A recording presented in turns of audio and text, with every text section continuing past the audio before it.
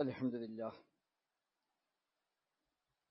نحمده ونستعينه ونؤمن به ونتوكل عليه ونعوذ بالله من شرور أنفسنا ومن سيئات أعمالنا من يهده الله فلا مضل له ومن يضلل فلا هادي له وأشهد أن لا إله إلا الله وحده لا شريك له وأشهد أن محمدا عبده ورسوله أرسله بالهدى ودين الحق ليظهره على الدين كله ولو كره المشركون اللهم صل على محمد وعلى آل محمد كما صليت على إبراهيم وعلى آل إبراهيم إنك حميد مجيد اللهم بارك على محمد وعلى آل محمد كما باركت على إبراهيم وعلى آل إبراهيم إنك حميد مجيد أما بعد فإن خير الكلام كلام الله وخير السنن سنن محمد صلى الله عليه وسلم وشر الأمور محدثاتها وكل محدثة بدعة وكل بدعة ضلالة وكل ضلالة في النار أعوذ بالله من الشيطان الرجيم بسم الله الرحمن الرحيم يا أيها الذين آمنوا اتقوا الله حق تقاته ولا تموتن إلا وأنتم مسلمون بسم الله الرحمن الرحيم لقد كان لكم في رسول الله أسوة حسنة لمن كان يرجو الله واليوم الآخر وذكر الله كثيرا ولما رأى المؤمنون الأحزاب قالوا هذا ما وعدنا الله ورسوله وصدق الله ورسوله وما زادهم إلا إيمانا وتسليما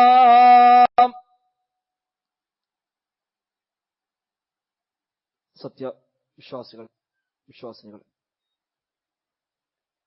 റഹ്മാനായ റബ്ബ് സുബ്ഹാനഹു വ തആലയുടെ നിയമ നിർദ്ദേശങ്ങൾ കഴിവിന്റെ പരമാവധി ജീവിതത്തിൽ പാലിക്കുവാൻ പരിശ്രമിച്ചുകൊണ്ട് മുത്തഖീകളായി ജീവിക്കണേ എന്ന് പ്രത്യേകമായി ഓർമ്മപ്പെടുത്തുകയാണ്. റബ്ബ് സുബ്ഹാനഹു വ തആല നമുക്കെല്ലാം തൗഫീഖ് പ്രദാനം ചെയ്യുമാറാവട്ടെ. ജീവിതത്തിന്റെ എല്ലാ മേഖലയിലും റഹ്മാനായ റബ്ബ് സുബ്ഹാനഹു വ തആല ഖൈറും ബറക്കത്തും നമ്മിലെല്ലാം ധാരാളമായി വർഷിക്കുമാറാവട്ടെ. ജീവിതാവസാനം വരെ റബ്ബിന്റെ ദീനിനു വേണ്ടി ഇഖ്ലാസോടെ സേവനങ്ങൾ ചെയ്യുവാനും ഈമാനോടെ മരിക്കുവാനുമുള്ള മഹാഭാഗ്യം നൽകി റബ്ബ് സുബ്ഹാനഹു വ തആല നമ്മയെല്ലാം അനുഗ്രഹിക്കുമാറാവട്ടെ. വിശുദ്ധ ഖുർആൻ സൂറത്തുൽ അഹ്സാബിലെ 21-22 ആയത്തുകളാണ് ഓതി വെച്ചത്. കഴിഞ്ഞ ഖുതുബയിൽ നാം സൂചിപ്പിച്ചതുപോലെ ഏതു ഘട്ടത്തിലും സത്യവിശ്വാസി പടച്ച റബ്ബിൽ തവക്കുലാക്കേണ്ടവനാണ്. ചെയ്യാൻ കൽപ്പിക്കപ്പെട്ട കാര്യങ്ങൾ പ്രാവർത്തികമാക്കുകയും ബാക്കി പടച്ച റബ്ബിൽ ഏൽപ്പിക്കുകയും ചെയ്യുക എന്നതാണ് തവക്കുലിന്റെ ശരിയായ രീതി. ചെയ്യേണ്ട കാര്യങ്ങളൊന്നും ചെയ്യാതെ റബ്ബിൽ തവക്കുലാക്കി എന്ന് പറഞ്ഞിരിക്കൽ തവക്കുലല്ല എന്നും, അതേസമയം പടച്ച റബ്ബിനെ വിസ്മരിച്ചുകൊണ്ട് ബാഹ്യമായി നാം ചെയ്യുന്ന കാര്യങ്ങളിൽ മാത്രം അവലംബിക്കൽ അതും ശരിയായ രീതിയല്ല എന്നും കഴിഞ്ഞ ഖുതുബയിൽ നാം മനസ്സിലാക്കി. തവക്കുലുമായി ഏറെ ബന്ധമുള്ള ഒന്നാണ് യഖീൻ പടച്ച റബ്ബിനെ കുറിച്ചുള്ള പൂർണ്ണമായ ബോധ്യം, ഉറപ്പ് കേവലം വിശ്വാസമല്ല, ദൃഢമായ വിശ്വാസമാണ്. യൂഖിനൂൻ, മൂഖിനൂൻ തുടങ്ങിയ പ്രയോഗങ്ങൾ വിശുദ്ധ ഖുർആനിൽ ധാരാളമായി കാണാൻ കഴിയും. പടച്ച റബ്ബിനെ കുറിച്ചുള്ള പൂർണ്ണമായ ബോധ്യം, അവന്റെ തീരുമാനമാണ്, അവന്റെ നിയന്ത്രണമാണ് ലോകത്തുടനീളം നടക്കുന്നത്. അതിനപ്പുറത്തേക്ക് ഒന്നും തന്നെ നടക്കുന്നില്ല, നടക്കയില്ല എന്ന അത്രയും ഉറച്ച ബോധ്യമാണ് യഖീൻ കൊണ്ട് ഉദ്ദേശിക്കുന്നത്. ഇബ്നു അബ്ബാസ് റളിയല്ലാഹു അൻഹുമയെ റസൂലുള്ളാഹി സ്വല്ലല്ലാഹു അലൈഹി വസല്ലമ ചേർത്ത് പിടിച്ചുകൊണ്ട് നൽകുന്ന ഉപദേശങ്ങൾ ഹദീസിൽ കാണാൻ കഴിയും. യാ ഗുലാം എന്ന് വിളിച്ചുകൊണ്ടാണ് നബി തങ്ങൾ പറയുന്നത്, ഒന്നു മോനെ എന്നർത്ഥം. എനിക്ക് ചില വചനങ്ങൾ ഞാൻ പഠിപ്പിച്ചു തരാം. ഇന്നി ഉഅല്ലിമുക കലിമാത്തിൻ, ചില വചനങ്ങൾ ഞാൻ എനിക്ക് പഠിപ്പിച്ചു തരാമെന്ന് പറഞ്ഞുകൊണ്ടാണ് റസൂലുള്ളാഹി സ്വല്ലല്ലാഹു അലൈഹി വസല്ലമ ആ ഉപദേശങ്ങൾ ആരംഭിച്ചത് തന്നെ. എന്നിട്ട് ഏറ്റവും പ്രധാനപ്പെട്ട 5-6 കാര്യങ്ങൾ റസൂലുള്ളാഹി സ്വല്ലല്ലാഹു അലൈഹി വസല്ലമ ഇബ്നു അബ്ബാസ് എന്ന ചെറുപ്പക്കാരനായ 20 വയസ്സിൽ താഴെയുള്ള ആ കുട്ടിക്കന്ന് പറഞ്ഞു കൊടുക്കുകയാണ്. ഒന്നാമതായി പറഞ്ഞത് ഇഹ്ഫദില്ലാഹ യഹ്ഫദുക ഇഹ്ഫദില്ലാഹ തജിദുഹു തുജാഹക. നീ റബ്ബിന്റെ കൽപ്പനാ നിർദ്ദേശങ്ങളെ പാലിച്ച് സൂക്ഷിച്ച് ജീവിക്കണം, എങ്കിൽ പടച്ച റബ്ബിന്റെ കാവൽ നിനക്കുണ്ടാകും. പടച്ച റബ്ബിന്റെ കാര്യങ്ങൾക്ക് നീ മുന്തിയ പരിഗണന നൽകി അല്ലാഹുവിനെ സൂക്ഷിച്ച് ജീവിക്കുന്നുവെങ്കിൽ നിന്റെ ഏതു വിപൽഘട്ടത്തിലും ഏതു വിഷയത്തിലും പടച്ച റബ്ബിനെ നിന്റെ മുമ്പിൽ നിനക്ക് കണ്ടെത്താൻ കഴിയും. എല്ലാ വഴിയും അടഞ്ഞു എന്ന് വിചാരിക്കുമ്പോൾ, രക്ഷയില്ല എന്ന് വിചാരിക്കുന്നിടത്തൊക്കെ പടച്ച റബ്ബിന്റെ ഒരു കാവൽ, സംരക്ഷണം നിനക്കുണ്ടാകുമെന്നാണ് ഒന്നാമത്തെ ഉപദേശമായി നൽകിയത്. അത് മനുഷ്യ മനസ്സിൽ യഖീൻ ഉറപ്പിക്കാൻ ആവശ്യമായ ബോധ്യമാണ് ആ ഒരു പരാമർശത്തോടെ നബി തങ്ങൾ നിർവഹിച്ചത്.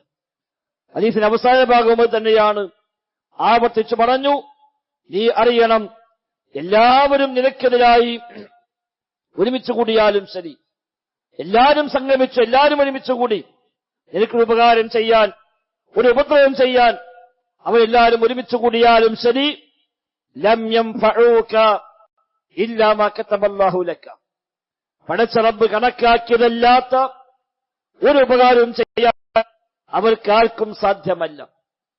എല്ലാവരും ഒരുമിച്ചുകൂടി അലാ അൻ യദുറൂക, നിനക്ക് പ്രയാസമുണ്ടാക്കാനാണ് എല്ലാവരും കൂടെ കൂടിയത്.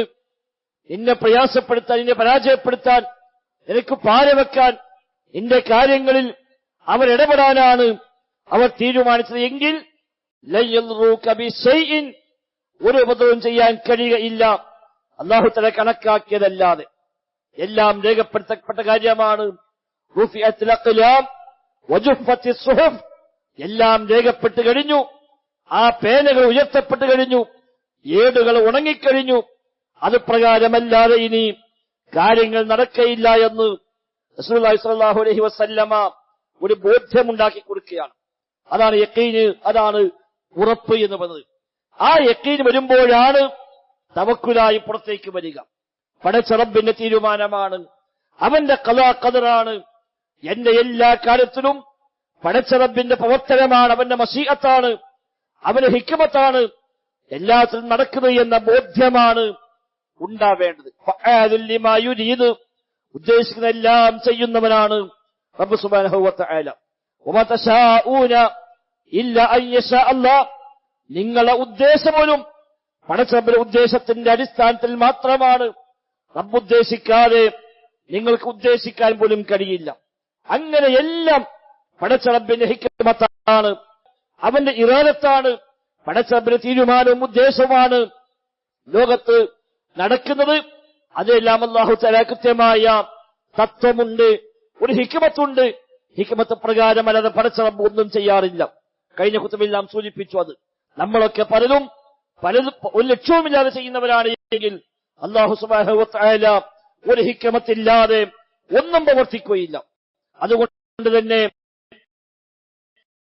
പടച്ച റബ്ബ് ഇറാദത്ത് പ്രകാരമുള്ള മശീഅത്ത് ഉദ്ദേശപ്രകാരമുള്ള കാര്യങ്ങളാണ് ദുനിയാവ് മുഴുവനും നടന്നുകൊണ്ടിരിക്കുന്നത്. എന്റെ കാര്യത്തിലും അതാണ്, എന്റെ ജീവിതത്തിലും അതാണ്, എന്റെ ഏതേത് കാര്യങ്ങളും പടച്ച റബ്ബിന്റെ തീരുമാനമാണ് നടക്കുന്നത്. അതുകൊണ്ട് ആരൊക്കെ ഒരുമിച്ച് കൂടിയാലും ശരി, എന്നെ ഇല്ലാതാക്കാൻ, എന്നെ പരാജയപ്പെടുത്താൻ, എന്നെ ഒറ്റപ്പെടുത്താൻ, എന്റെ കാര്യങ്ങളെ മുടക്കാൻ, എന്റെ വിഷയങ്ങളിൽ പ്രയാസമുണ്ടാക്കാൻ ആരൊക്കെ എന്തൊക്കെ പ്ലാൻ ചെയ്താലും ശരി, ഒരിക്കലും ഉപകാരവും ചെയ്യുകയില്ല. പടച്ച റബ്ബ് കണക്കാക്കിയതല്ലാത്ത, അല്ല തീരുമാനിക്കാത്ത ഒരു കാര്യം ചെയ്തു തരാൻ ആരെക്കൊണ്ടും സാധ്യമല്ല. ഒരു ഉപദ്രവമേൽപ്പിക്കാനും ആരെക്കൊണ്ടും സാധ്യമല്ല. അതിനെ ഉറപ്പിക്കുക എന്ന് നിമിതങ്ങൾ ശേഷം പറഞ്ഞു. അതിനാൽ ഈ സഹായം ചോദിക്കുന്നുവെങ്കിൽ പടച്ച റബ്ബിനോട് സഹായം ചോദിക്കുക. നീ തേടുന്നുവെങ്കിൽ പടച്ച റബ്ബിനോട് തേടുക. അല്ലാത്ത ആരോട് തേടിയാലും ആരോട് സഹായത്തെ അഭ്യർത്ഥിച്ചാലും അവർക്കാർക്കും സഹായിക്കാൻ കഴിയില്ല. എന്നെ തേട്ടങ്ങൾക്ക് ഉത്തരമേകാൻ കഴിയില്ല. പടച്ച റബ്ബിന് മാത്രമാണ് അത് കഴിയുന്നവൻ. അതുകൊണ്ട് ജീവിതത്തിൽ ഏതു ഘട്ടമെന്നാലും എന്റെ റബ്ബിന്റെ തീരുമാനമാണ് എന്ന ബോധ്യമാണ് ഉണ്ടാവേണ്ടത്. അത് ബോധ്യപ്പെടുത്തുന്ന 2 വചനങ്ങളാണ് സൂറത്ത് അഹ്സാബിൽ അല്ലാഹു തആല വിശദമാക്കുന്നത്. യുദ്ധവേളയിൽ ശത്രു സൈന്യത്തെ മുന്നിൽ കാണുമ്പോൾ ഉണ്ടായ 2 തരം നിലപാടുകളെ റബ്ബ് സുബ്ഹാനഹു വ തആല ഇവിടെ പരിചയപ്പെടുത്തുന്നു. ഒന്ന് മുഅ്മിനീങ്ങളുടെ, വിശ്വാസികളുടെ പ്രഖ്യാപനമാണ്. മറ്റൊന്ന് മുനാഫിഖീങ്ങളുടെ പ്രഖ്യാപനമാണ്. നേരെ ശത്രു സൈന്യത്തെ കണ്ട് ഇർജാഊകും മിൻ ഫൗഖികും വമിൻ അസ്ഫല മിൻകും വഇൽസാഖത്തിൽ അബ്സാർ വബലഗത്തിൽ ഖുലൂബുൽ ഹനാജിർ വതദുന്നൂന ബില്ലാഹി ളുനൂന എന്നാണ്. ശത്രു സൈന്യമൊന്നാകെ ആക്രമിച്ചു വരുന്നത് നേരെ കാണുന്ന ആ സമയത്ത് വല്ലാത്ത പ്രയാസമായി തൊണ്ടക്കുഴിയിലേക്ക് കൽബെത്തുമാറുള്ള പ്രയാസഘട്ടങ്ങളായി വന്നു.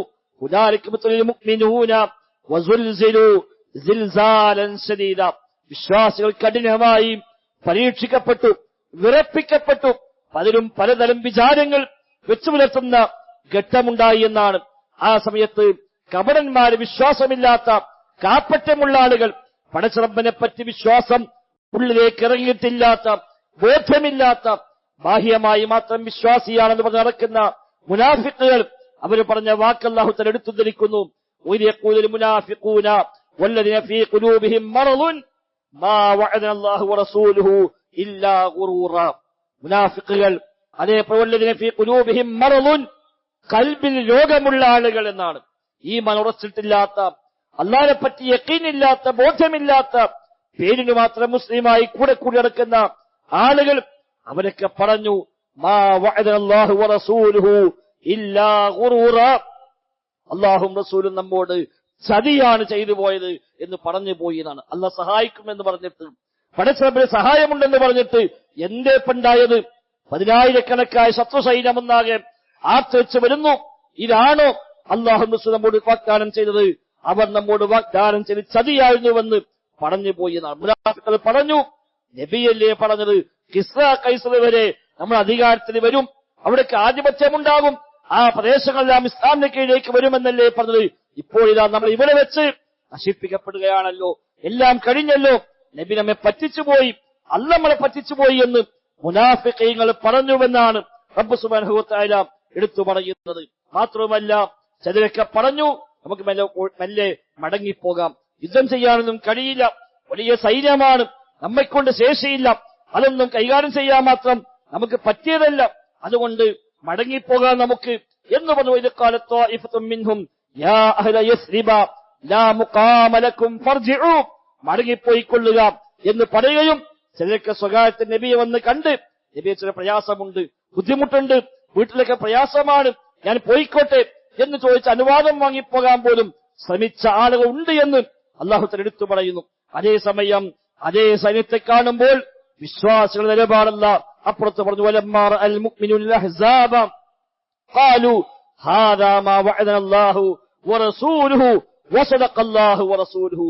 സത്യവിശ്വാസികൾ പറഞ്ഞു, ഹാദാ മാ വഅദനല്ലാഹു വറസൂലുഹു, ഇതാണ് അല്ലാഹ് പറഞ്ഞ വാഗ്ദാനം, ഇതാ റസൂൽ പറഞ്ഞ വാഗ്ദാനം. വസദഖല്ലാഹു വറസൂലുഹു, അല്ലാഹ് പറഞ്ഞ സത്യമാകുന്നു, നബി തങ്ങൾ പറഞ്ഞ സത്യമാകുന്നു. വമാ സാദഹും ഇല്ലാ ഈമാനം വതസ്ലീമാ, വിശ്വാസമല്ലാതെ, അല്ലാഹ്ക്ക് പൂർണ്ണമായും കീഴ്പ്പെടലല്ലാതെ അവർക്ക് വർദ്ധിച്ചില്ല എന്നാണ്. എത്ര വലിയ പ്രതിസന്ധി മുന്നിൽ കണ്ടപ്പോഴും പടച്ച റബ്ബിന്റെ വാഗ്ദാനം സത്യമാണ് എന്ന് ഉറപ്പിച്ചു പറഞ്ഞ വിശ്വാസികൾ. ഈ രണ്ട് നിലപാടാണ് അല്ലാഹു തആല വേർതിരിച്ചുവിടെ പറഞ്ഞത്. ഒരേ വിഷയത്തെ രണ്ട് രൂപത്തിൽ നോക്കിക്കണ്ടു. പ്രയാസങ്ങൾ വരുമ്പോഴേക്ക്, ബുദ്ധിമുട്ടുകൾ വരുമ്പോഴേക്ക്, എന്താ അല്ലാഹ് ഇങ്ങനെ, എന്താ എന്റെ കാര്യത്തിൽ പഠിച്ചത് ഇങ്ങനെ തീരുമാനിച്ചത്, ഞാൻ എത്രയൊക്കെ ചെയ്തിട്ടും ഇങ്ങനെയാണല്ലോ ആയത് എന്ന് തുടങ്ങി അള്ളാഹിനെ കുറ്റപ്പെടുത്തുന്ന, പടച്ചറബിന്റെ തീരുമാനത്തെ ചോദ്യം ചെയ്യുന്ന, അതൊക്കെ എന്തോ ഒരു വലിയ പ്രയാസമായി പോയി വിചാരിക്കുന്ന ആളുകൾ യഖീനില്ലാത്തവരാണ്. മാരകമായ രോഗം കൊണ്ട് പരീക്ഷിക്കപ്പെടും, ഒന്ന് കഴിഞ്ഞാൽ മറ്റൊന്ന് വരും, ബുദ്ധിമുട്ടുകൾ വരും, സാമ്പത്തിക വിഷമങ്ങൾ വരും, ശാരീരിക പ്രയാസങ്ങൾ വരും, വിവാഹങ്ങൾ മുടങ്ങിപ്പോകുന്ന സാഹചര്യം ഉണ്ടാകും. അങ്ങനെ ഓരോന്ന് വരുമ്പോഴും എന്താ റബ്ബ് ഇങ്ങനെ, എന്താ പടച്ചോൻ ഇങ്ങനെ, എന്താ എന്റെ കാര്യമൊക്കെ ഇങ്ങനെ നടക്കാതെ പോകുന്നത്, അവിടൊക്കെ നിരാശ വരികയാണ്. അള്ളാഹിനെ പറ്റി ബോധ്യമില്ല. അതാ മുനാഫിക്കളാ വാക്ക് അള്ളാഹ് പറഞ്ഞത്, അത് വാഗ്ദത്ത ലംഘനമാകുന്നു എന്ന് ചിന്തിക്കുന്ന ആളുകൾ.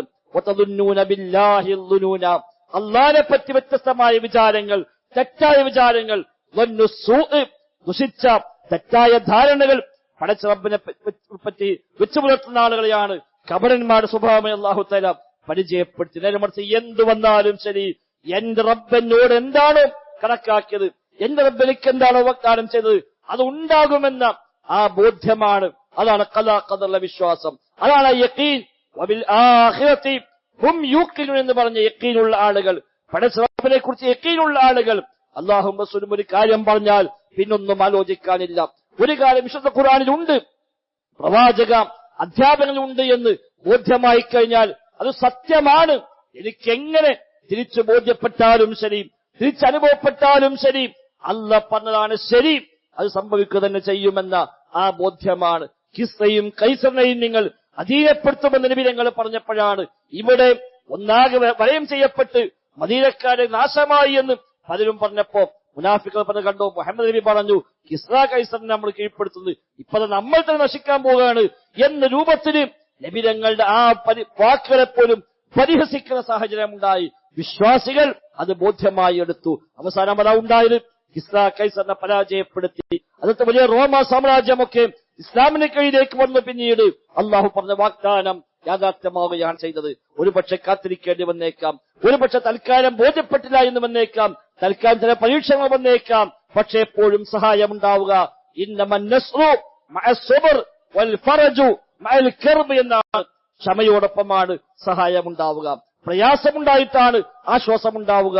വഇന്ന മഅൽ ഉസ്രി യുസ്റ, പ്രയാസത്തിന്റെ കൂടെയാണ് ആശ്വാസമുണ്ടാവുക. അല്ലാതെ എല്ലാം ആശ്വാസം മാത്രമായി, എല്ലാം സൗകര്യം മാത്രമായി പോകുന്ന സാഹചര്യം ഉണ്ടാവില്ല. അല്ലാഹ് പറഞ്ഞുവല്ലോ, മിനൻ നാസി മൻ യഅബ്ദുല്ലാഹ അലാ ഹർഫിൻ ഫഇൻ അസ്വാബഹു ഖൈറുൻ തുമഅന്ന ബിഹി. ചില ആളുകൾ പടച്ച റബ്ബിനെ ആരാധിക്കുക ഒരു തെല്ലിൽ നിന്നുകൊണ്ടാണ്, ഒരു അറ്റത്ത് തെല്ലത്തിൽ നിന്നുകൊണ്ട് റബ്ബിനെ ആരാധിക്കും. എല്ലാം ഖൈറാണെങ്കിൽ അവനല്ല സമാധാനമാണ്, ഒരു ബുദ്ധിമുട്ടുമില്ല, ഒരു പ്രയാസവും ഇല്ല, ഒരു ടെൻഷനും ഇല്ല, എല്ലാം വിചാരിച്ച പോലെ ഇങ്ങനെ നടന്നു പോകുന്നു എങ്കിൽ ഇതുമഅന്ന ബിഹി, വല്ലാത്ത സമാധാനമാണ് അവന്. അതേസമയം വല്ല ബുദ്ധിമുട്ടും വന്നാലോ വല്ല പ്രയാസം വന്നാലോ ഇൻഖലബ അലാ വജ്ഹി, തിരിഞ്ഞു പോകുന്നവൻ ഖസറ ദുനിയാ വൽ ആഖിറ, ദുനിയാവും നഷ്ടമായി പരലോകം നഷ്ടമായി എന്ന് അല്ലാഹു തആല ശേഷം ഓർമ്മപ്പെടുത്തിയത്. അപ്പൊ എല്ലാം സുഖവും സന്തോഷമായി പോകുമ്പോ ഒക്കെ അൽഹംദുലില്ലാഹ് പറയാനുണ്ടാകും. എന്നാ ബുദ്ധിമുട്ടും പ്രയാസങ്ങളും പരീക്ഷണങ്ങളും മേൽക്കുമേലെ വരുമ്പോൾ ഇത് പടച്ച റബ്ബിന്റെ വാഗ്ദാനമാണ്, ഇത് പടച്ച റബ്ബിന്റെ തീരുമാനമാണ്, എന്റെ റബ്ബ് എനിക്ക് അതിലും ഒരു ഖൈറ് ഉദ്ദേശിച്ചിട്ടുണ്ടാകും എന്ന് ചിന്തിക്കാൻ വിശ്വാസികൾക്ക് പറ്റണം. ഒരു മുള്ളു കുത്തിയാൽ പോലും ദോഷം പൊറുക്കുമെന്ന് ഓഫർ ചെയ്യപ്പെട്ടവരാണ് സത്യവിശ്വാസികൾ. നബി തങ്ങൾ പറഞ്ഞുവല്ലോ, മാ യുസീബുൽ മുസ്ലിമ മിൻ വസബിൻ വലാ നസബിൻ വലാ ഹമ്മിൻ വലാ ഗമ്മിൻ വലാ ഹസനിൻ ഹത്താ ശൗകതി യുശാഖുഹാ ഇല്ലാ കഫറല്ലാഹു ബിഹാ സയ്യിആതിഹാ. സത്യവിശ്വാസി കേൾക്കുന്ന സാമ്പത്തിക, ശാരീരിക, മാനസിക ബുദ്ധിമുട്ടുകൾ, പ്രയാസങ്ങൾ, നിരാശകൾ, ടെൻഷനുകൾ, ഹത്താ ശൗകതി യുശാഖുഹാ, അവൻ ഏൽക്കുന്ന ഒരു മുള്ളു പോലും ഇല്ലാ കഫറല്ലാഹു ബിഹാ സയ്യിആതിഹാ, അവന്റെ പാപങ്ങൾ അത് മുഖേന പടച്ച റബ്ബ് പുറത്തു കൊടുക്കാതിരിക്കില്ല എന്നാണ്. അതിലേറെ ഖൈറ് മറ്റെന്താണ്? കാതിൽ മുള്ളു കുത്തിയാൽ ദോഷം പൊറുക്കുന്നു, ജലദോഷം വന്നാൽ ദോഷം പൊറുക്കുന്നു, ഒരു ടെൻഷൻ ഉണ്ടായാൽ ദോഷം പൊറുക്കുന്നു, പ്രയാസവും പരീക്ഷണവും വന്നാൽ ദോഷങ്ങൾ പൊറുക്കുന്നു, നന്മകൾ രേഖപ്പെടുത്തപ്പെടുന്നു. അതിലേറെ വലിയ ഖൈറ് മറ്റെന്താണ്? ഒരുപക്ഷെ ഇത്തരം പ്രശ്നങ്ങൾ പടച്ച റബ്ബ് കണക്കാക്കിയത് അത്തരം ചില ഖൈറുകൾക്ക് വേണ്ടിയായിരിക്കാം, നമുക്കറിയില്ല എന്ന് മാത്രം. അതുകൊണ്ട് പ്രതികൂലമാണ് എന്ന് നാം വിചാരിക്കുന്ന കാര്യങ്ങൾ വരുമ്പോഴേക്ക് പടച്ചോനെ കുറ്റപ്പെടുത്തുകയല്ല, അള്ളാനെ തള്ളിപ്പെടുകയല്ല. പടച്ച റബ്ബ് എനിക്ക് അതിൽ ചില ഖൈറുകൾ നിശ്ചയിച്ചിട്ടുണ്ട് എന്ന് ചിന്തിക്കാൻ സഹോദരങ്ങളെ നമുക്ക് സാധിക്കണം. പടച്ച റബ്ബും അല്ലാഹുവിന്റെ റസൂലും സത്യമേ പറയൂ, ശരിയായ വാഗ്ദാനമേ ചെയ്യൂ, ആ വാഗ്ദാനത്തെ ലംഘിക്കുകയില്ല, പറഞ്ഞ കാര്യങ്ങൾ തെറ്റിപ്പോവുകയില്ല. വിശുദ്ധ ഖുർആനിൽ വന്നത്, സ്വഹീഹ ഹദീസിൽ വന്നൊരു കാര്യം തെറ്റുകയില്ല, അത് യാഥാർത്ഥ്യമാണ്. ആകാശഭൂമികളെ പടച്ചവനാണ് ഈ പറയുന്നത്, മനുഷ്യനെ പടച്ചവനാണ് ഈ പറയുന്നത്, മനുഷ്യ ബുദ്ധിയെ സൃഷ്ടിച്ചവനാണ് ഈ പറയുന്നത്, പരലോകത്തെയും ഇഹലോകത്തെയും സംവിധാനിച്ചവനാണ് ഈ പറയുന്നത്.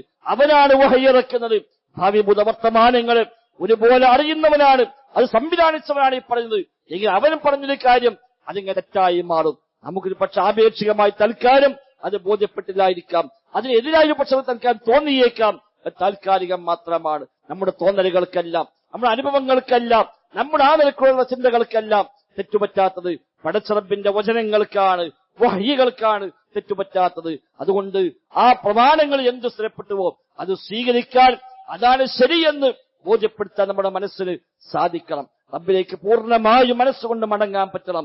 ആ റബ്ബിലുള്ള യഖീന്, ഉറച്ച ബോധ്യം, ഉറച്ച വിശ്വാസം, ഒരു സംശയമില്ലാത്ത വിധം. സുമ്മലം യർതാബു എന്നല്ല പറഞ്ഞുവല്ലോ, പിന്നീട് സംശയമില്ലാന്ന്. അല്ലാഹുവിനെ വിശ്വസിച്ചു, റസൂലിനെ വിശ്വസിച്ചു, സുമ്മലം യർതാബു, പിന്നെ സംശയിക്കുന്നില്ല. അതാണ് ശരിയായ വിശ്വാസം എന്നത്.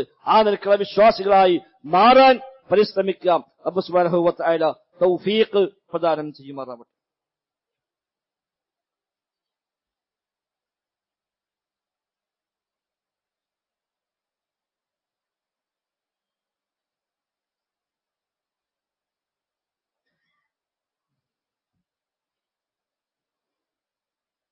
അൽഹംദുലില്ലാഹ് نحمده ونستعينه ونؤمن به ونتوكل عليه.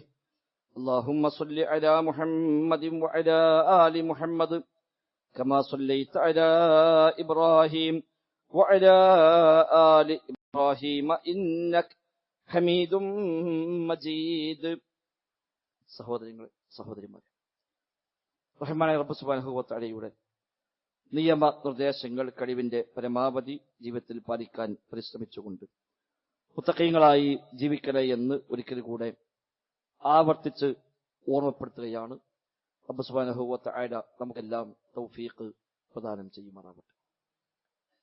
സൂചിപ്പിക്കപ്പെട്ട പോലെ ജീവിതത്തിലെ ഏതേത് സാഹചര്യങ്ങളിലും പടച്ച റബ്ബിനെ കുറിച്ചുള്ള ഉറച്ച ബോധ്യവും തവക്കുലും തന്നെയാണ് സമാധാനത്തിന്റെ, ശാന്തിയുടെ എല്ലാം അടിസ്ഥാനം.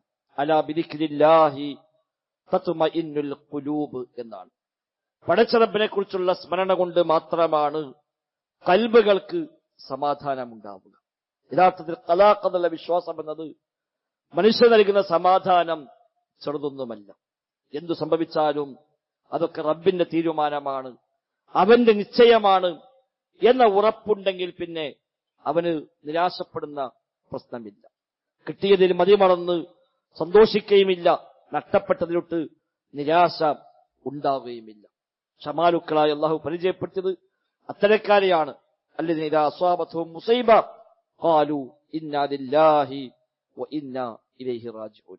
എന്തൊരു മുസീബത്ത് അവരെ ബാധിച്ചാലും അവിടെ പ്രഖ്യാപനം ഇന്നാ ലില്ലാഹി വ ഇന്നാ ഇലൈഹി റാജിഊൻ. അത് കേവലം ഒരു വാക്കല്ല, നാമകൊണ്ട് പറഞ്ഞു പോകുന്ന കേവലം ഒരു വാക്കല്ല, അത് മനസ്സിന്റെ നിലപാടാണ്, അത് മനുഷ്യന്റെ വിശ്വാസമാണ്.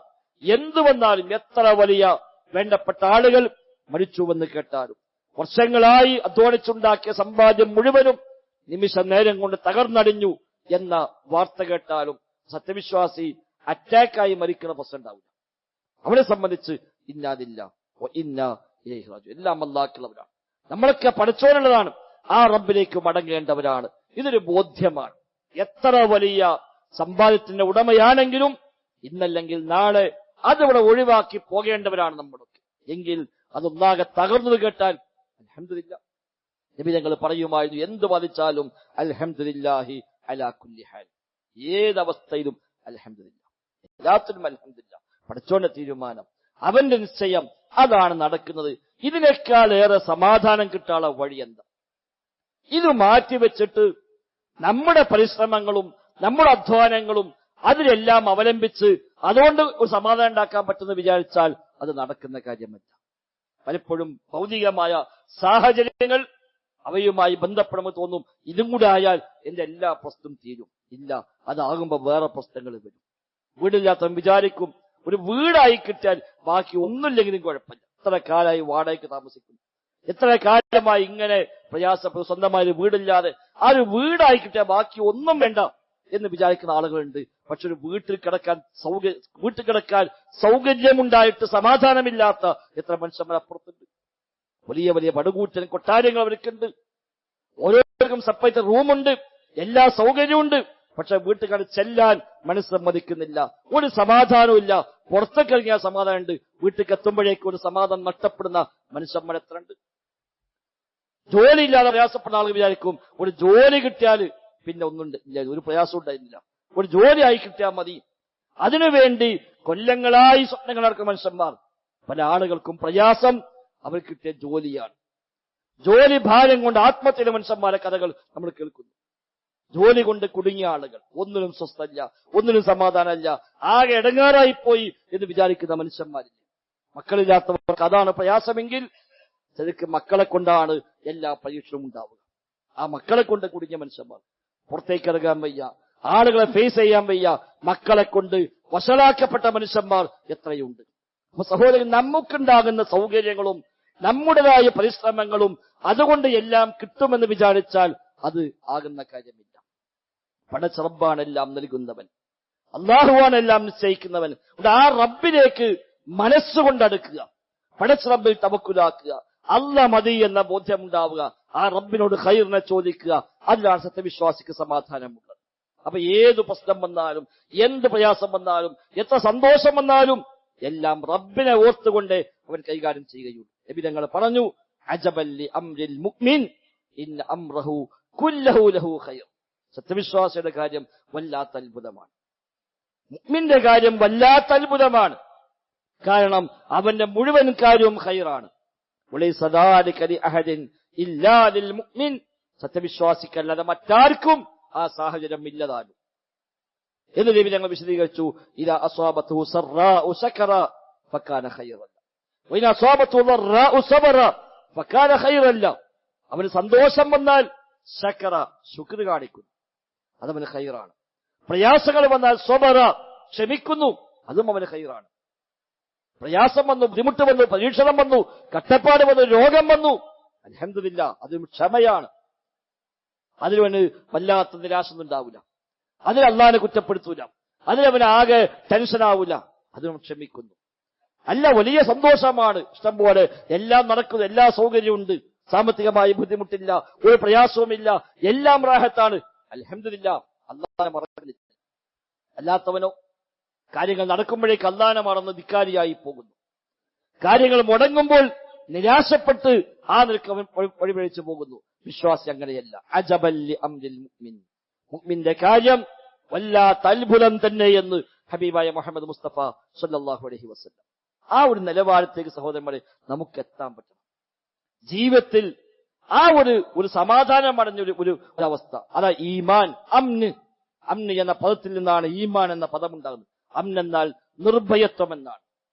നിർഭയത്വം, അതിൽ നിന്നാണ് ഈമാൻ, വിശ്വാസം എന്ന പദമുണ്ടായത്. നിർഭയത്വമാണ്. അല്ലാഹുവല്ലാതെ വേറാളും പേടിക്കുന്നില്ല.